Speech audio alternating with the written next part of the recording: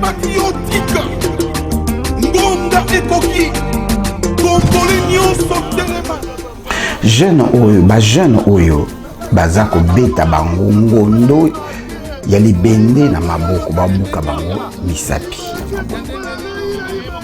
Ils n'ont pas volé des millions. C'est vrai que ce sont des colonnades. Ils méritent pire que ça. Ça, je n'en disconviens pas. Mais traitement au bazar pour infliger bango, sans que ba juger bango, sans que ba koka koyoka moko na moko, kaka nenge bakandi bango brut, babandi ko torturer bango devant tout le monde. Bolandi kabundo akabu. Ah oui, tu ça la remarque. Mais tout le monde y était place à Zupa ou na ba pousse na ba wewa. Comme nous les atebaki ndekolo. Tisiko ba inondis ezali kaka banda mokolo. Est-ce que c'est normal? Kati ya ba. Oh nyoso. Maman, qu'est-ce que tu batte? Donc on ne dit pas que tu fais tout ça dans mboka moko makambo zita mboka moko za la parfait mais est-ce que c'est la raison pour laquelle tu peux dénoncer biloko ya boyete? Est-ce que c'est la raison pour laquelle biloko ya boye ba konvia mboka ko banda na président Félix akoyi ko yeba ya mbote? Parce que ba ndenge au monde na bilili le traitement oyo ba jeune na biso bazali nango moto atie bango te na kati ba mboka nyonso ba drogué bazali ba Soula et Bazali. Mais il faut qu'il y ait un programme qui a récupérer jeunesse. Donc, il y a une comparaison comme on a et là, on a une démarche minime ça la met en place où il peut permettre de surtout récupérer les jeunes qui sont mon aboyé. Les bébés qui constituent les. Tout solo la moquée. Analyse sur vidéo, et Zali Moko, il y a une rubrique qui éveille patriotique où il y a beaucoup de Kolanda. Au moins 2 fois par semaine, dépendant d'un temps et que permettre biso. Dans l'analyse à l'élo, na rosala, ma projection à quelques vidéos auto-analysées na ensemble. La vérité que je aurais pu faire cette émission en français et traduire exactement ce que je pense ou l'expression profonde de mes entrailles dans ce que je ressens. Mais comme j'ai l'habitude de m'adresser aux Congolais, et je n'ai jamais été complexé de ne pas parler en français, étant donné que notre langue s'appelle le Lingala. Nous avons le Lingala, le Swahili, le Tsholuba, le Kikongo, et nous avons plusieurs dialectes. Je n'envie pas le français ni l'anglais, parce que ce sont des langues que nous utilisons pour le business, et surtout dans le cadre de la coopération internationale. Je m'adresse aux Congolais, je suis très fier de m'adresser à mes frères et sœurs en Lingala, notre langue natale. Le premier message que j'ai en ce moment, je m'adresse au président de la République, président Félix Tshisekedi. Je me rappelle pertinemment alors que j'étais trop jeune, mon père travaillait pour l'ambassade des États-Unis d'Amérique. Namasolo Tobandei Koyoka, on apprenait que Mobutu se réveillait le matin, Atiki ba conseiller naïe, Atiki directeur à cabinet, Atiki batu nyonso bazali ko entouré, ayoki briefing na bangote, alati ba basket, alati training ou kilote, Mobutu azali l'habitude d'aolata kilote mingi, akei abengi colonel Chikeva, babandi ko sala footing, baki côté de ma place ba jardinier, place ba cuisinier, place ba mosusu où bazali ya staff présidentiel pendant mais il travaille à la présidence bazo solola. Akomi ko solola na bango, akomi ko poser bango ma question. Ce technique permettait au président de la République à éviter la flatterie dans le quota, il y a un service au bazali qu'on entouré, où il bazali coupé, ça y a l'impression que c'est un dieu et que tout allait très bien à Katiamboka. Ça permettait au maréchal Mobutu Sese Seko Kongwendo Azabanga, Abomanko Inali Konga, que son âme repose en paix, Yakoye, qu'est-ce qui s'est dit à la cité? J'ai bonne mémoire en 1972, 71, 72. Mobutu faisait le tour, il y avait un camp militaire, na voiture moko banalisée, donc VW, tango batelemi sakaye na feu colonel Chikevra. Et à Yébissi, que qui que tu sois au côté na camp militaire. J'ai donné cet exemple pour dire que Mobutu avait l'habitude de se déguiser à côté na katia bus, na bagarre du corps, bien déguisé, neti chef coutumier moko boye, et batunaye ou bazala kinaye, ba comme ko provoquer ma solo contre le gouvernement naye système naye. Ils allaient ko permettre ya koye ba passi ya citoyen ya cité. Alors baka nini akanisaka nini po naye. Ça lui permettait de temps en temps de savoir la difficulté et la souffrance du peuple zaïrois, bien entendu, pour amener même amélioration. C'est ainsi que Bisoto décida, un éveil patriotique, toyaka koloba oyo tozomona kezo tambola bien te. Tobi manakati engrenage wana ya bato bazo yaka ko flatter. Évidemment, tout le monde ne flatte pas. Bato pe bayaka couper sa message ya bien. Bato mingi bazali, ba chaîne ezebele et bato nyonso ba couper cette information mon côté. Bisoto choisit ça depuis tokota makambo yo. Biso, hein, depuis topona mosala alors que vous n'étiez pas encore président, topona kosala autocritique. Rôle na biso ba congolais na kati ya situation désastreuse et occupation à Congo ezanini. Qu'est-ce que nous faisons? Ezala ki tosala choix ya kola ki sana ba congolais ce qui ne va pas. Et nous sommes restés là. On a fait ce travail avec vous. Ya ko dénoncer. Tina na lobeli boye ezali nini? Ba raison ezali ebele. La déclaration moko salaki auprès à service à les États-Unis au Babengi Institute of Peace. Au déclaré que mboka na pesa tellement monene. Yango ezopesa ba difficulté à contrôler yango bien avec bien entendu la situation de l'Est ya Congo. Et rappela kinga marambo ebele. Mais je me suis dit que non, mboka ko ekozala monene. Les boko ya mondele ekozala na kati. Mais il y a une déclaration que ça devant bateau yo baza supposé bango toazo baby sambo cannabis depuis le lendemain de l'indépendance quand ils ont fait le premier coup de taille à quoi assassiner Patrice Emery Lumumba pour instaurer système ya sika ya ko contrôler mbo cannabis bazongisa yango na colonisation moko moderne ba continuer ko poner la biso ba président. Ces référents na ba texte na bango pe na ba précédent na bango oyo baloba que si le Congo devenait un pays riche et stable et organisé, les États-Unis deviendraient un pays pauvre. Na lobi oyo nyonso tout pour na koloba que bo accepter bo acceptaka oyo biso to yaka koloba parce que tozo permettre boyeba bisika nini ndako ezotanga. De deux. Exemple mosusu. Na kati ya quartier, na kati ya mboka utovandi, mama na biso azalaka riche. Commerçante atekaka nyonso, azana nyonso. Bato bamonaka biso na libanda baibeke mama na biso aza riche. Mais na kati ya ndako, tolalaka nzala. Tozangaka mai ya komela. Tozangaka biloko kolia. Tokuma kolia na bato. Na kati ya ndako, tosantaka misère indescriptible. Bato bazotala biso libanda baroloba me. Mama na bango aza grande commerçante, aza riche, aza na biloko nyonso. Biso to enviaka. Biloko nyonso biso toza nango tozwaka yango to tosombaka yango epai na bango. Mais ndenge nini bana na iti na bekol basengaka même lipa. Na récréation bazalaka jamais na mbongo kolia. C'est faisable. Bana wana na kati ya ndako bavandisaka pe mama na bango de temps en temps. Po bato na ye mama nous sommes aussi riches. Bato nyonso banviaka biso libanda.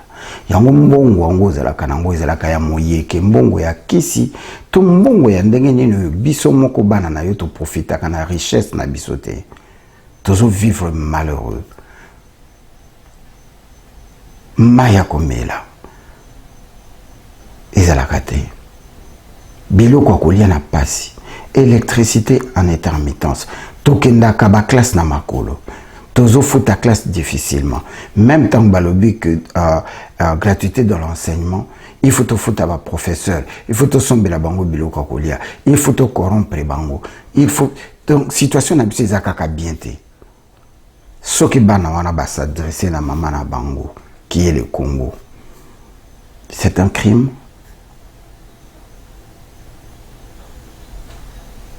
Aujourd'hui, le peuple congolais est en train de graisser les dents. Nous justifions tout ce qui n'est pas bien sur le fait que ezalaka déjà, ezala, tokuta yango ndenge wana tokoyi ko changer yango lelote. C'est normal. Ça c'est normal. On ne peut pas tout changer en une année ou en 2 ans. On comprend très bien. Mais une chose est certaine. Il y a des petites choses. Oyo, le système doit faire attention à ça. En commençant par la jeunesse. Oyo tobenga que la jeunesse, c'est le Congo de demain. Ou la jeunesse, comme l'aurait dit le maréchal, je cite encore, le Congo de demain sera ce qu'on aura fait de la jeunesse d'aujourd'hui.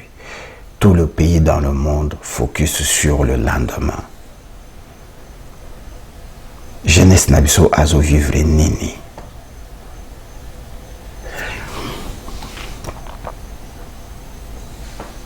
Et à force de réfléchir, j'ai réalisé que le Congo de demain n'est pas forcément la jeunesse de ce qu'on aura fait de la jeunesse d'aujourd'hui. Dépend de quelle qualité de cette jeunesse à qui on compte pour le Congo de demain. Mais jeunes nabiso ya lelo basilisi ba classe bazana ba diplôme batekaka ndunda matembele mafuta makala bafusaka poso baza bawewa bakoma ko vivre na cause des brouillés. C'est vrai que ça yo mto sali yango te okutaki yango. Mais il faut qu'on mette un changement. Pour qu'on mette un changement dans les petites choses, tokoki causer la 10 ans, 20 entrées. Maman lobaka nangai, Gino, nzete ya mbila, ebota makana sende na yango. Ezelaka te ekoma mokolo po ebota ba sende. Même la fleur, la plus belle fleur qui existe, qui ressemble à la maman congolaise, la fleur rose, ebota makana sende na yango. Les jeunes d'aujourd'hui, bazane le côté. Bakoma kola mukana tongo, souci zali abeta carte ya mbongo, abeta dame ya mbongo, abeta jeu de sisi ya mbongo, po akoka kozwa mwanswa. Et soki azwi yango, akeyimbangu na zododo, akeyimbangu na kosomba nswa. Parce que ezali inof te ya kokoka te po akende classe. Na rotika bino botala nanu jeunesse oyo toza na espoir nango. Éveil patriotique, ngonda ekoki, komboli nyonso telema. Telema. Oyo moka ya ndenge nini, ya ndenge nini, komboli ya ndenge nini, asa ndenge nini, oyo basi ya ndenge nini, ya ndenge nini, makambo ya ndenge nini, ya ndenge nini, bato bazokufa, bino ambiance, mboka ezokende, bino bafete, bazoviole bana, okangi miso, le peuple ya ndenge nini, ya ndenge nini, oyo peuple ya ndenge nini, Congo, Congo mawae.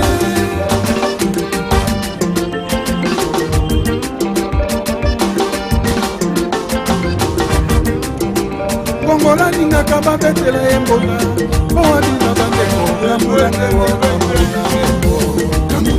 bokisoke kongole kaka fete ndenge bomoni na bilili le traitement oyo ba jeune na biso bazali nango moto atie bango te na kati ya bamboka nyonso badroge bazali soulard bazali. Mais il faut qu'il y ait un programme ya ko récupérer jeunesse wana tokoki kozwa ka comparaison comme raison te et loko nini démarche nini salami na place où il ko permettre biso to récupérer ba jeune oyo tozo mona boye bazo beba qui constitue le Congo de demain, tokoka ko récupérer bango. Est-ce que mécanisme moko ezali ya ko récupérer ba jeune wana? Alors que vrai mécanisme ezali, il faut qu'il y ait une régulation sur la consommation de la drogue, sur la consommation de la boisson. Dans le but qui existe à rater, mais c'est inactif. Tant que vous avez une vidéo, vous avez une motema. Mécanisme ezate. L'État a zate parce que place bazum là. Zododo, place bazum la mochoro noir, l'État azali, c'est-à-dire que les militaires bakendaka kuna, les policiers bakendaka kuna. Le Congo va mal.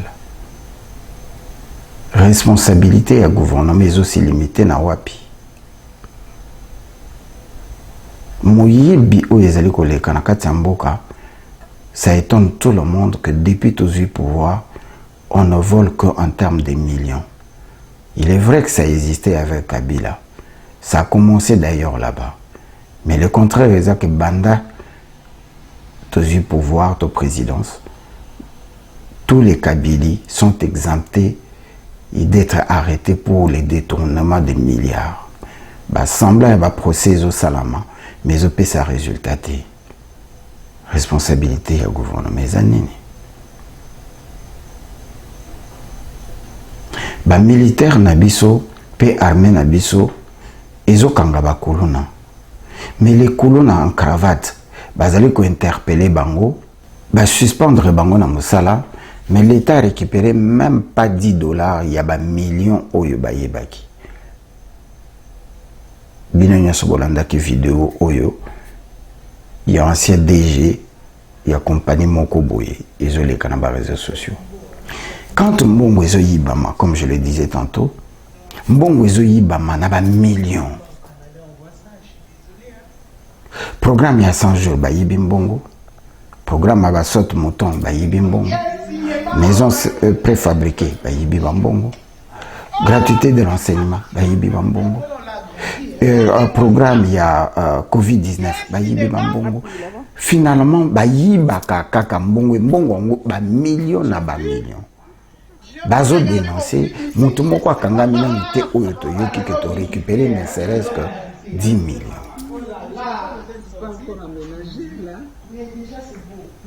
Mais quand il s'agit d'arrêter des colons, oui, ce sont des colons.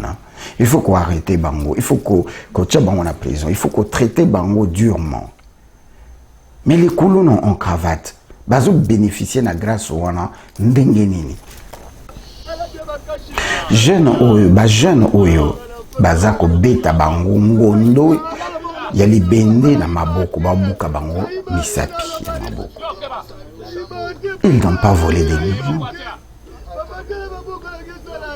C'est vrai que ce sont des colons. Ils méritent pire que ça. Ça, je n'en disconviens pas. Mais traitement au bazako infligé bango sans que ba juger bango, sans que bako kakoyoka moko na moko kaka ndenge bakandi bango brut babandi ko torturer bango devant tout le monde. Et tant que bako torturer bango bo basilisi bazong si bango na kati ya cité. O bazana malchance ba memi bango na bilanga. Misusu bakoti bango na kati ya police to na kati ya armée. C'est vraiment le traitement qu'il faut infliger à vos enfants. Kobeta bango na modèle wana. C'est la meilleure façon de rééduquer bana. Mais moyibi oyezo salama na ba société d'état, y compris bana na biso moko. La nommé Motulelo, lobi bana na iba komo bwa kambongo likolo. Sans procès. Sen mususu witi koleko ezo choqué pe ezo continuer ko choquer. Tozala kana kati ya mboka na biso na ba étudiants mingi bazali na kati ya ba fonction de l'État moko na bango Jean-Marc Kabund non seulement que azali vice-président il y a parlement na biso azali étudiant et azali président il y a UDPS nazo mitu natilelo mosala na ye ezalaka vraiment nini. Monsieur Kabundo, avec tout le respect que je lui dois, a dénoncé que Kinshasa est à gouverner. Alors Kinshasa est à poubelle. Sur les eaux bandan aéroport, ti n'a pas les nation. Mesure nini au bazui pour arrêter. Motion nini o ekoti na kati ya parlement na biso pour na ko régler situation wana. Na qualité na ye ya vice président. Les agents de l'ordre sont molestés. Soki ville ya Kinshasa za gouverner. Elingi koloba que le Congo n'est pas gouverné. Parce que le gouvernement central devait prendre une décision quand vous avez constaté que ça sent mauvais et que le pays, le Kinshasa n'est pas gouverné. Ce qui Kinshasa réellement, il a gouverné.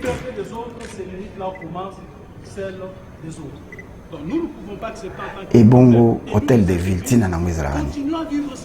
Batu nyoso basalaka na hôtel de ville, tina na bamwezalakani. Mosala nini basalaka. Soki basalaka mosala te. Pour mosala na bango ezali ko gouverner. Tina na bango ezalakani. Motion nini, décision nini oyo bozui pour na ko améliorer, pour na ko changer. Tolandai. De l'aéroport, dès qu'on descend à l'aéroport de Djili jusqu'au centre-ville, qu'on soit là en train de constater des immondices le long des avenues. Tous les caniveaux de la ville de Kinshasa sont bouchés. Vous imaginez des conséquences. Il y a des immondices partout. Il y a des marchés pirates partout. Au bas mot, la ville de Kinshasa n'est pas gouvernée. La ville de Kinshasa n'est pas gouvernée, ou encore il y a absence totale de l'autorité de l'État dans cette ville. Vous avez vu des images vidéo circuler où les agents de l'ordre sont molestés. Les agents de l'ordre sont tabassés par des usagers de la route.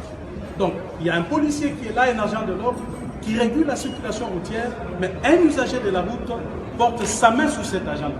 C'est gravissime et inacceptable.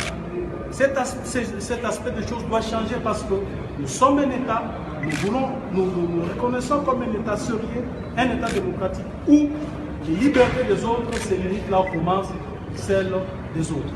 Donc nous ne pouvons pas accepter en tant qu'élus du peuple, élus de cette ville, continuer à vivre cette situation et rester là pour ne rien faire. C'est vrai, nous vivons cette situation tous ensemble. Et nous sommes tous victimes de cette situation. Vous savez... Bolandi Kabundo à Kabundo. Aouti ko sala remarque, mais tout le monde y était place à Zupa ou na ba pousse ou na ba wewa, comme mitu kezate ba kende kolongola ba inondis. Tisiko ba inondis ezali kaka banda mukola lobaki ndenge ezali batu bateka kana kati ya ba inondis. Ndenge bozomona na vidéo. Est-ce normal pendant et c'est foulou salité ça bébé de botani biloko ya kolia tala salité ah botani ndunda liboso pendant la salité est-ce que makambo ça normal so bolongo li terrasse pourquoi bakolo la biloko te hein mais bazate balongo li biloko na terrasse batiki boye est-ce que ça normal oh nyoso maman qu'est-ce que tu batte donc bobimisi biloko na terrasse mais la chose la plus choquante namoni ba image te mais nazo yoka bino nyoso bozo yoka Kabundo azo préféré nzela oyo ye azo leka akoki komona voiture moko mal parquetée abimi atoboli yango bapine bande ko na passion eza na Kinshasa kotobola 4 pneus à voiture. Est-ce que ça responsabilité il y a ministre au Babengi vice-président et parlement. Quel abus!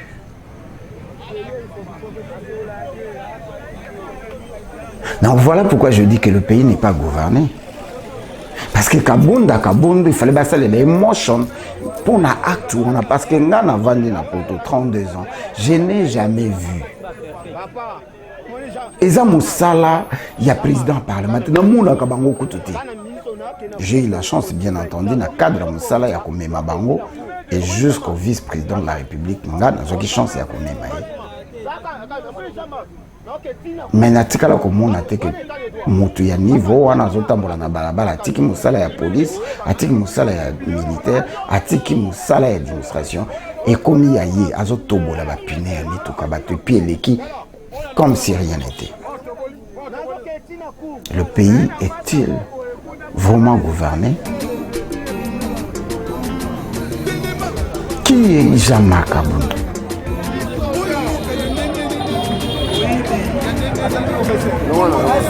Assemblée mobile pour ça le ya nini ye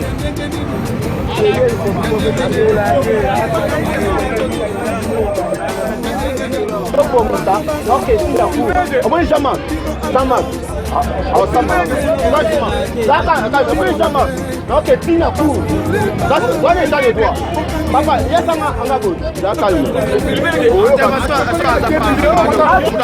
ça Massa, Okolo Bani. Okolo Baba, il y a un président ensemble. Le nom il est salé qui danse, à qui t'a fait la porte. Ah, tu vas pas finir. Il y a un ensemble, on a l'autre de ma pina battu. Asa soba. Asa pe du boma. Assemblée sur la puna na parlement na ala ba pina. Asa soba. Toi le que pas l'égalité la Russie à la terre de Baba. Vous voyez, c'est ça l'état de droit. Bon, pour moi, vraiment, j'ai vraiment beaucoup regretté parce que j'ai garé mon véhicule et Jean-Marc Kabouni, il vient directement, il a trouvé tous mes pinés. Donc, vraiment, ça me fait mal. Mais je vais voir qui est Jean-Marc Kabouni aujourd'hui même. Hein? Merci. Hein? Il y a encore un autre... Ça ne suffit pas, ça ne s'arrête pas là. Le CG de l'UDPS, normalement je ne suis pas supposé na vanda awa na lobelaye, mais nazo lobelango na ba abus oyo tozo mona na bato baza supposé ba pese exemple parce que président a outi na parti politique oyo et ça dit 37 ans il y a lutte oyo yekoli oyo ba bengi UDPS, Union pour la démocratie et le progrès social.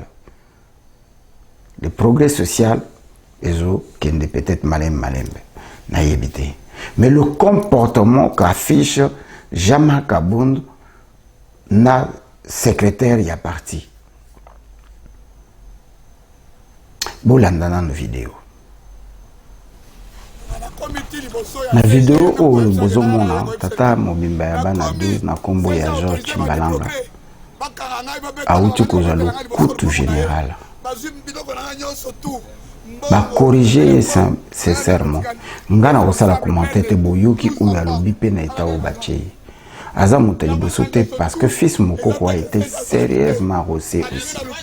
Bande ko dans notre pays, moto akoyi kozala torturer ndenge wana na kati ya plateforme moko même ceux qui ont des partis politiques même ceux qui ont kati ya lupango na bango bokoki ko torturer moto bobeta ye bongo te police a intervenir te parce que les partis politiques place président ota siko biso tozomona ba vidéo ya oyo tozi chance ya komona mais combien ba kofi na ba torture, combien ba baby na ba torture, combien ba komi ba handicapé na ba torture, combien ba disparaître na kati ya UDPS na ba traitement oyo. Tata oyo George Chimbalanga soki akufaki nde lisolo toyebi yango te. Toyebi yango parce qu'abiki, toyebi yango parce que les réseaux sociaux existent.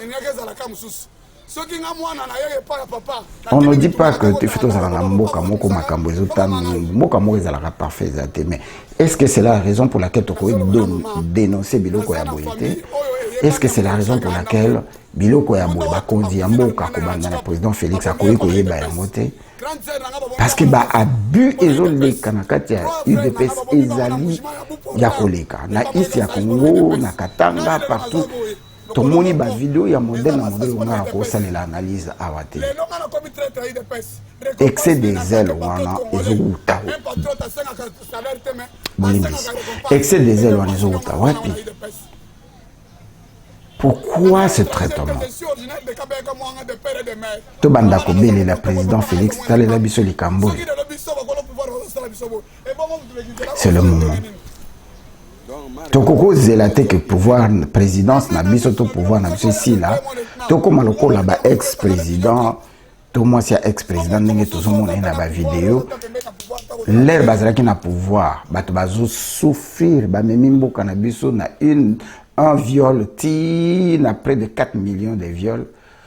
Ba séquestration ba mettre ba enlèvement au Selimbo Cannabis sur la capitale mondiale du viol, près de 16 millions 12 millions de morts. Massacre ya Bamokongo Bile, massacre ya Bunduda Congo, massacre ya Numbi, massacre ya étudiants, massacre ya Kinshasa, les fausses communes, massacre ya Kamwena Sapo, massacre ya Badepta Mokongo Bile. Lelo yo Olive Lemba Koma kopesa biso toli. Donc biso pe tozoze la pouvoir na biso ici là, to banda kopesa bato toli, oyo bakoya na sima. C'est le moment de travail. Éveil patriotique. Ngonda ekoki. Aujourd'hui sur leurs réseaux sociaux, tout le monde photo oyo, ils ont tambola partout. Ba américain, ba yena Congo. Les gens se frottent. Américain baye, esili, Fachi Beto, Mboke Bungi, esili. Près de 11 personnes. Baye na Congo. Pas définir les mission au Bayeli. La mission n'a nulle part mentionné que le pays, le Congo, étant occupé, toye poto bimisa mboka wana na occupation. Baye souci na bango ezali bakende na East ya Congo ko préparer ba soda na biso baye ba ko lutter contre le terrorisme. Terrorisme ngo eza wapi? Soki ezali banani ba créer yango. Banani ba cha yango na Congo. Soki balongwa na bakena parc de Virunga. Bake ko luka nini bakena ko protéger banyama batiki ebele ya bato bazokufa na Beni na Minembwe batiki bato nyonso bazokufa na plateau place Mike Hammer akendaki ko placer bourgmestre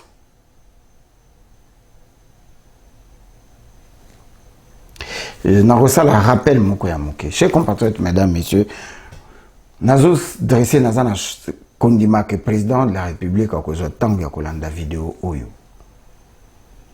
Et ça simple rappel. Je n'irai pas dans le noyau. Je reviendrai dans une émission avec Ndekonanga Maza en Australie. Général Bamouelape Messézuel et Skatokoumé Kalissousoko expliqué na peuple congolais. Écoutez le gars. Après l'indépendance, ou dirais-je au lendemain de l'indépendance, les Américains et les Belges ont assassiné l'indépendance. Alors que nous, on cherchait la souveraineté. On n'avait pas encore obtenu cette souveraineté, on a obtenu malheureusement l'indépendance sur papier. Mais au lendemain de cette fameuse indépendance, ça avait été assassiné par les Belges et les Américains. Cela s'est traduit par l'assassinat physique de Patrice Emery Lumumba. Et ils ont concocté un coup d'État pour installer le maréchal Mobutu Sese Seko Ngwendo Wazabanga na pouvoir. Quelques années après, Sengié à pendre Batonapon Kasavubu, je parle des Américains. Pendre Batonapon Kasavubu pour asseoir le pouvoir du maréchal Mobutu. Ils en ont profité pendant 32 ans. Ils ont volé le minerai à travers la base de Kamina comme ils en voulaient parce que les avions américains venaient atterrisser.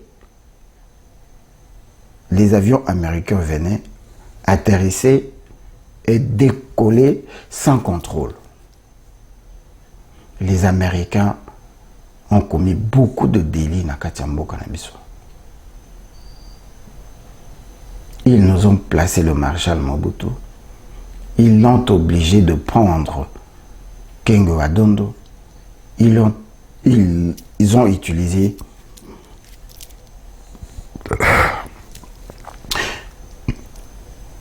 les Américains ont pris le contrôle du Congo après qu'ils aient utilisé notre pays pour voler l'uranium qui les a servi dans la guerre il y a 40, 45, 46. Les Américains comprennent que Mboka Nabisezali centre et à gravité. C'est planté avec tous leurs regrets qu'ils n'ont pas eu la chance de coloniser la République démocratisée du Congo. Vandi na kati ya mboka na biso esika bazali koyiba ba minerie. Vandi si maréchal Mobutu. Obligé ye akamata Bisengimana, obligé akamata Kengo Adondo, obligé akamata Sete Yale. Banato na bango bendi bandeko na bango. Mobutu ye na politique ya bon voisinage. Na kati ya politique ya bon voisinage a koti si ba nyon surtout autour na ye sous prétexte que ba protéger. Soka nango ba yeko balukela ye. Tamba moni ke posa na esili. Longue histoire short, ndenge balobaka en anglais na kipende, histoire à moulay na mukuse. Les Américains étaient à la base de l'assassinat. Il y a démocratie au tongi tozoko banana na indépendance. Ti na tango ba yeko longola Mobutu.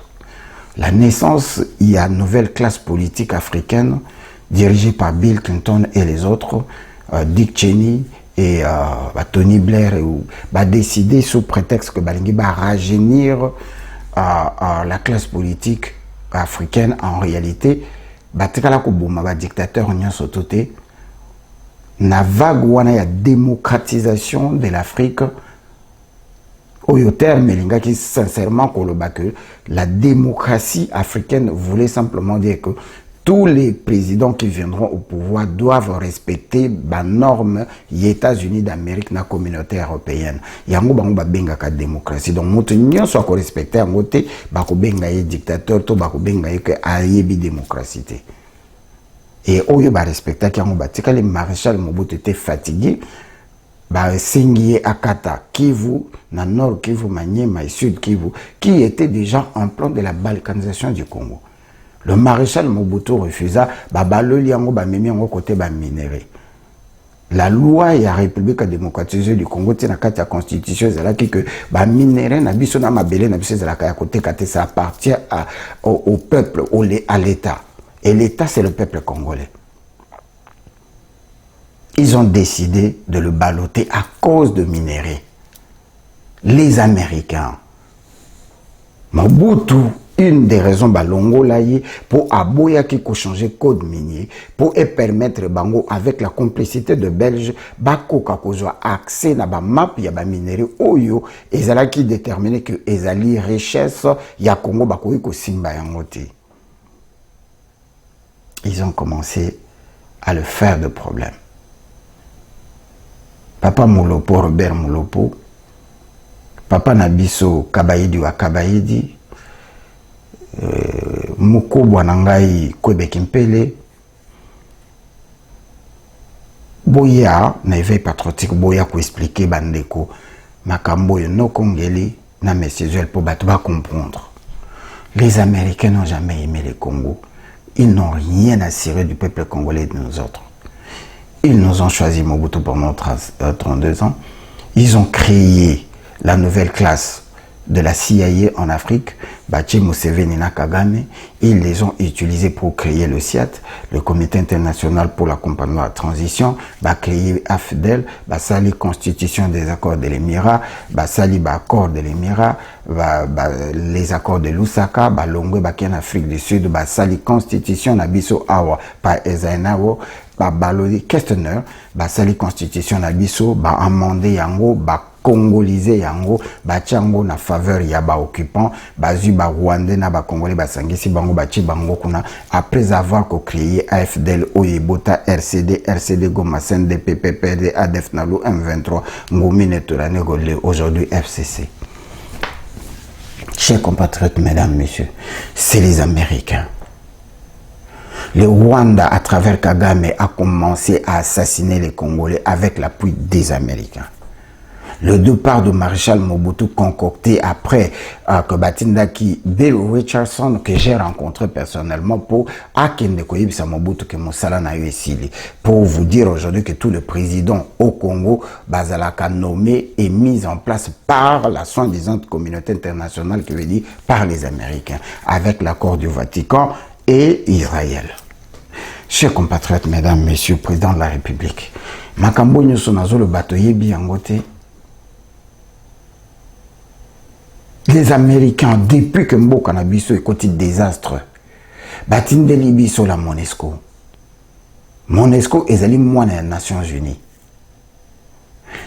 Moins des Nations Unies où il y a Monesco, azali na 21 000 têtes na Mboka Nabiso. Tozo bebisa 1,5 milliard par an pour na kofuta Monesco. Nasima bakaz na bango bazo violer, bazo torturer, bazo kata batumito, bazo boma. Pendant 21 ans. S'il vous plaît. Aujourd'hui, nous les Congolais, on doit se frotter les mains pour 11 personnes qui sont à Kinshasa, américains. Alors que hier, on critiquait l'ambassadeur des États-Unis. Oya komi kokende na ba parlement na biso tina kati ya armée kopé sa mitindo oyo akenda ki ko installer Banyarwanda na Minembwe asaleli bango bourgmestre sans l'autorisation du président de la République. Le président dit qu'a yébité bango mutu ba plaça Museveni na Kagame na pouvoir.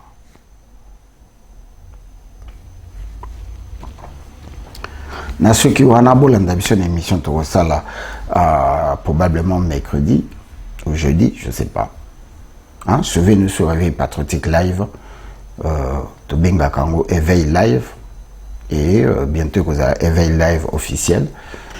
Donc, Bandeko, il a invraisemblable qu'un véritable Congolais qui connaît l'histoire de notre pays doit s'asseoir et commencer à applaudir en disant Américain Baye. Nous avons la brigade d'intervention rapide. Nous avons 5 drones américains utilisés pour identifier et localiser les militaires à l'époque il y a invasion, il y a 97. Nous avons les instructeurs belges. Tout le monde français qui est au Congo. Tout le monde président Félix Akeiko Benga Kenyan qui Congo, bien armé jusqu'au dents. Tout le monde qui est au Sud-Soudan, bien armé jusqu'au dents, na Congo. Na minduki na banonyos to moni bazambien soki ba Tanzanie ba Zambie ba kota na Congo ba vanda wana tilelo nan ba bimate 13 Américains. Qu'est-ce qu'ils sont venus foutre? Ba yeli pétrole ou eza na parc de Virunga to ba yeli nini? Est-ce que na Congo tout ça na ba terroriste soki bazali ba koteli wapi? Où était l'intelligence américaine? Où était notre intelligence? Où était notre service de renseignement? Où était le service de sécurité Nabiso? Comment to longwe na ba M23 to komi na benga ce qui ADF Nalu des extrémistes rwandais tout qui ne font que changer de nom? Mais tant que le président Zobito beaucoup les seigneurs sont fatigués, les Américains baillés. Les Américains sont des terroristes alors que le président Félix a dit qu'on a un terroriste dans le gouvernement. Guissaro, c'est un terroriste. Le ministre de l'Agriculture, c'est un terroriste. Le président a dit qu'on a un autre terroriste. Namakambu, il y a ce qui a réinsertion, ce qui a avec le M23. C'est un terroriste. Un sujet rwandais. Oyo Azalana RCD Goma, CNDP, Tia Ekosuka, na M23. un criminel qui a toujours milité pour la balkanisation du Congo. Les vidéos sont là. Et nous trouvons ça normal. Hein? Mais tout ce que les Américains sont terroristes, alors ignorons que nous avons Kondabatoire, Ironi, Gamakenga, tous des terroristes. Que ce sont les Rwandais. Et qui dit, Paul Kagame, dit la sécurité américaine qu'on appelle la CIA, n'est-ce pas? Non, vous êtes américain, américain. Et vous applaudissez. Et vous trouvez ça normal. En 21e siècle, si nous avons un pays où il y a toujours confirmé que le pays n'a pas de indépendance et souveraineté, national américain, français, belge, tous ces frottes à chaque fois que les Américains sont les Britanniques sont les présidents. Tout comme maintenant que c'est l'ambassadeur tel la président, et nous attendons de ces prédateurs c'est que nous avons un sérieux problème. Franchement, nous avons un sérieux problème. Aucun pays occidental est qui vend pour la souveraineté à Congo. Nous sommes dans une période très difficile qui consiste à ce que le Congo soit assujetti. C'est une phrase qui est sortie depuis des milliers d'années, près de 10 à 15 décades environ. Que si le pays, comme le Congo se développait, les États-Unis deviendraient un pays pauvre. Aucun pays occidental ne voudra que. Et surtout en ce moment, tu côté la guerre froide où ils allaient, troisième guerre mondiale, où ils allaient basée sur l'intelligence artificielle, dont nous possédons près de 76%. Il y a des minéraux où ils ont ça l'intelligence artificielle. C'est une guerre froide. Les Américains, ils sont comme nous. La présence de la Chine, ici à Congo, la présence à la Russie, ça dérange les Américains. Voir na bango ils belé. Le retour, il y a M23, ils ont un plan moussous. Mixage, on a un projet moussous. Les Américains doivent se rassurer que le terrain na bango, le puits na bango, l'infrastructure na bango, l'investissement na bango, ils ont protéger. Les bisotins, qu'est-ce qu'ils nous ont à foutre et pas na biso? Et l'avenir nous le dira d'ailleurs. Oui, le premier épisode, il y a analyse avec image, il y a éveil patriotique. Tokozonga na analyse Moussousou. Pour le moment, tu reçois une fois par semaine. Et au fur du temps, peut-être au recommande 2 fois par semaine. Nous vous disons infiniment merci. Merci na aimé ça. Le ATM. Merci na papa Lema, Jean Lema. Merci na Binonio Soto. Merci na Ben Katongoni. Merci na maman Nono Kapkol. I love you guys. I love you. Et j'aime le Congo. Je suis congolais. De père et de mère. 100%. Ingeta.